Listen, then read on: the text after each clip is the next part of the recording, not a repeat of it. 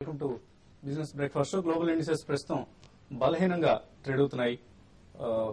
All the Asian indices almost majority of the Asian indices నష్టాల్లోనే కనిపిస్తున్నాయి ఈ morning.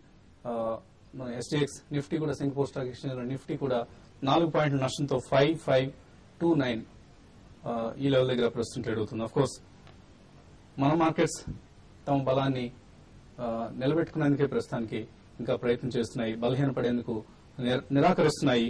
నిన్న మన ఇండిసెస్ ఎటువంటి ప్రత్యేకత లేకుండా క్లోజ్ అయినప్పటికీ కూడా మిడ్ క్యాప్స్ స్మాల్ క్యాప్స్ లో ఎప్పట్లాగే యాక్షన్ కొనసాగింది. ఆయిల్ మార్కెటింగ్ కంపెనీస్ ఈ ఆయిల్ ప్యాక్ లో mostly BPCL, HPCL and Indian oil corporation ఈ 3 స్టాక్స్ లో కూడా చాలా స్ట్రాంగ్ ప్రాఫిట్స్ గమనించాం. ఆల్మోస్ట్ 10% లాభపడింది బీపీసీఎల్. అలాగే packaging companies SL pro pack లాంటి కంపెనీస్ లో నిన్న మనం స్ట్రాంగ్ యాక్షన్ గమనించాం సెక్టర్ రొటేషన్ లో భాగంగా. అలాగే consumer durable stocks Videocon industries, Bajaj electricals ఇటువంటి స్టాక్స్ లో కూడా చాలా హైటెండ్ యాక్టివిటీ నిన్న మనం గమనించాం. బ్యాంకింగ్ స్టాక్స్ కొంత కూల్ ఆఫ్ పీరియడ్ లో ఉన్నాయని చెప్పుకోవచ్చు. నిన్న ఎక్సెప్ట్ ఎస్బీఐ ప్యాక్ అలాగే లక్ష్మీ విలాస్ బ్యాంక్ లాంటి 1-2 బ్యాంక్స్ మిగిలిన బ్యాంకింగ్ స్టాక్స్ అన్ని కూడా సబ్జ్యూడ్ గా ఉన్నాయి. ఎస్బీఐ అనుబంధ బ్యాంకులు, స్టేట్ బ్యాంక్ ఆఫ్ ఇండియా అనుబంధ బ్యాంకులు 3 కూడా అంటే state bank of Mysore, state bank of Travancore, state bank of Bikaner and Jaipur ఇవన్నీ నిన్న 52-week హైస్ ను టచ్ చేశాయి. లాస్ట్ ఫ్యూ డేస్ లో ఈ స్టాక్స్ లో 40 to 50% లాభాన్ని మనం గమనించాం. ఇన్ఫాక్ట్ ఆగస్టు 26 నుంచి స్టేట్ బ్యాంక్ ఆఫ్ ఇండోర్ ను ఎస్బీఐ లో విలీనం చేస్తున్నారు. సో ఇదే ధోరణిలో మిగతా 3 బ్యాంక్స్ ను కూడా అతి త్వరలో విలీనం చేసే అవకాశాలు ఉన్నాయన్న వార్తలు.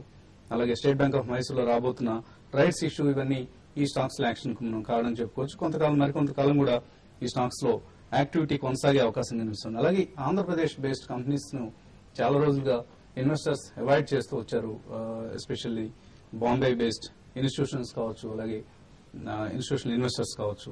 సో బట్ ఈ మధ్య కొంత తిరిగి రెన్యూడ్ బయింగ్ ఇంట్రెస్ట్ కనిపిస్తోంది. జీవీకే పవర్, ల్యాంకో ఇన్ఫ్రా ఇటువంటి స్టాక్స్ లో, అలాగే ఈవెన్ జిఎంఆర్ ఇన్ఫ్రా ఇటువంటి స్టాక్స్ లో గత కొద్ది సెషన్స్ లో 10 నుంచి 20% లాభపడటం గమనించాం. Lanco infra and GVK power, చిన్న కంపెనీలు లైక్ కలాం స్పిన్నింగ్ లాంటి కంపెనీస్ లో కూడా కొంత ఇంట్రెస్ట్ కనిపిస్తోంది. ఇక గుజరాత్ పిపవా పోర్ట్ ఐపీఓ నిన్న ప్రారంభమైంది.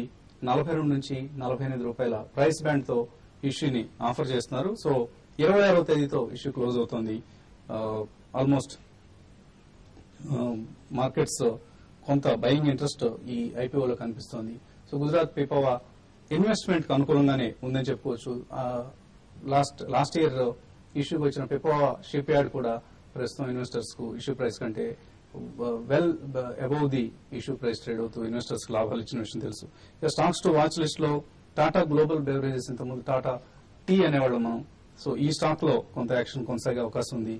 దీని సబ్సిడరీ కంపెనీ ఏదైతే మౌంట్ ఎవరెస్ట్ మినరల్, ఈ కంపెనీ ద్వారా ఫుడ్ బిజినెస్ లో కూడా టాటా గ్లోబల్ బెవరేజ్ దిగే అవకాశం ఉందంటూ నిన్న రతన్ టాటా ప్రకటించారు. అలాగే ఆయిల్ ఎక్స్ప్లోరేషన్ స్టాక్స్ లో చాలా యాక్షన్ మనం గమనిస్తున్నాం.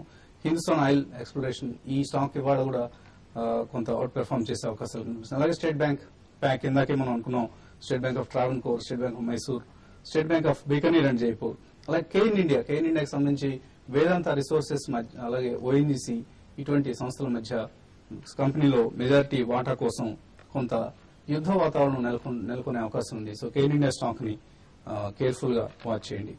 మార్కెట్స్ సంబంధించిన ఇతర అంశాలపై మనతో మాట్లాడేందుకు ప్రస్తుతం స్టూడియోలో సుందరరాజయ్య గారు, శేష్ గారు సిద్ధంగా ఉన్నారు. అలాగే మరొక అతిథి, ఇవాల్టి అతిథి కూడా విశిష్ట అతిథి ప్రస్తుతం మన మధ్య ఉన్నారు. సో ఆ అతిథిని పరిచయం చేసే ముందు సుందర్ గారు, ఓవరాల్ మార్కెట్ ఎలా ఓపెన్ అయ్యే అవకాశాలు కనిపిస్తున్నాయి? అఫ్కోర్స్ వీక్ ఓపెనింగ్, కొంత గ్యాప్ డౌన్ ఓపెనింగ్ తప్పదనిపిస్తోంది, కానీ రికవర్ అయ్యే అవకాశాలు ఉన్నాయి తర్వాత తప్పకుండా కనిపిస్తుందండి. ఇన్ఫాక్ట్ ఈ ఏషియన్ మార్కెట్ చూస్తుంటే కనుక కొంచెం వీక్నెస్ కనిపించినా కూడా సింగపూర్ నిఫ్టీ హార్డ్లీ ఒక 5 పాయింట్స్ మైనస్ చూపిస్తుంది. నిన్న కూడా మనం అలా చూస్తే గ్లోబల్ మార్కెట్స్ అనే వీక్ గా ఉన్న సింగపూర్ నిఫ్టీ మైనస్ లో ఉన్న మటుకు మన మార్కెట్ చాలా స్ట్రాంగ్ గా పాజిటివ్ గా నిలబడింది. నా ఉద్దేశం ఖచ్చితంగా 5550 దగ్గర నిలబడే అవకాశం ఉంది. 5550 పైన కనుక ఏ మాత్రం నిలబడితే కనుక నా ఉద్దేశం 56 వరకు వెళ్లే అవకాశం ఉంది. So intraday traders short positions ఎట్టి పరిస్థితుల్లో మీరు ఆలోచించద్దు. ఒకవేళ 5530 కింద కాసేపు ట్రేడ్ అవుతేనే మీరు షార్ట్ పొజిషన్ ఆలోచించాలి. అలాగే 5550 పైన కనుక ట్రేడ్ అయితే లాంగ్ పొజిషన్ తీసుకుని కింద ఒక 20 పాయింట్స్ స్టాప్ లాస్ పెట్టుకుని మీరు హోల్డ్ చేయొచ్చు.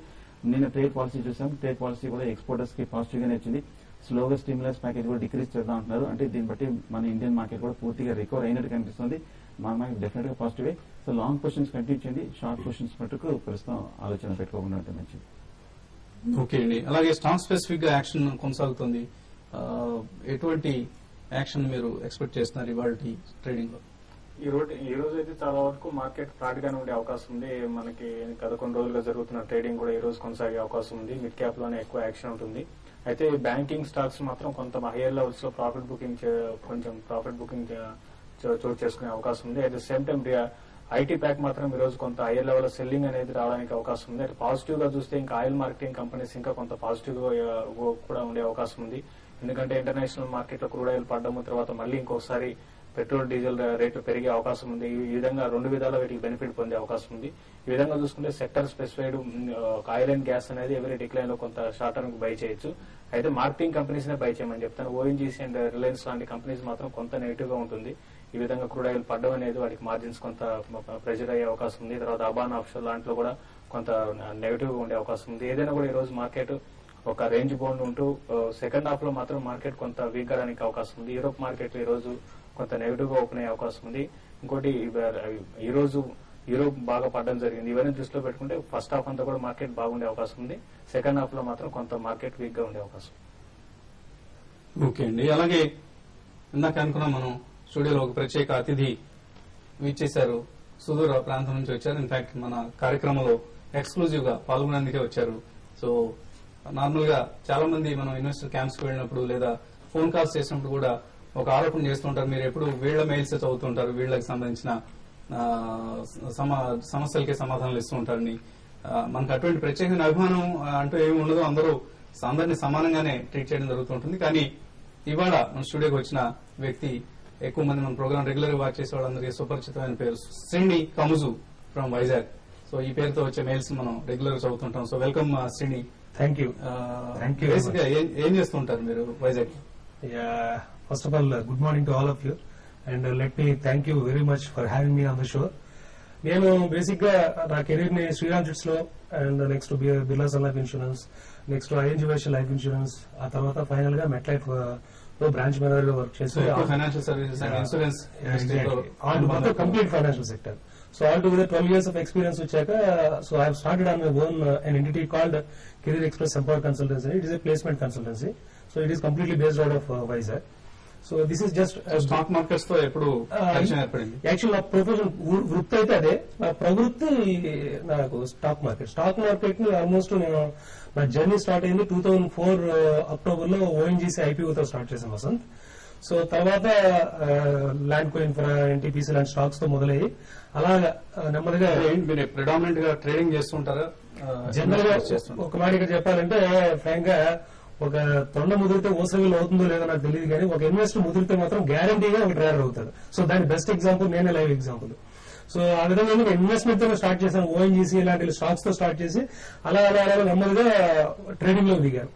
అయితే డే ట్రేడింగ్ అనేది అంత యాక్టివ్ కాదు కానీ, but 30% of my time cash లో చేస్తుంటారు, ఎఫ్ఎంఓ లో చేస్తుంటారు. ఎఫ్ఎంఓ ఒక 30% ఉంటుంది, maximum cash. Delivery basis I mean ఒక 1 week పొజిషన్ కాల్స్ చేస్తుంటారు. 1 week 10 days కి అలా పొజిషన్ కాల్స్ చేస్తుంటాను మాక్సిమం అనమాట. ఓకే అండి. మరి మీ అనుభవాలు తెలుసుకునే ముందు ఒక చిన్న బ్రేక్ తీసుకున్నాం. బ్రేక్ తర్వాత ఇన్వెస్టర్ల కాల్స్ కు అలాగే మెయిల్స్ కు సమాధానాలు ఇచ్చే ప్రయత్నం చేస్తాం.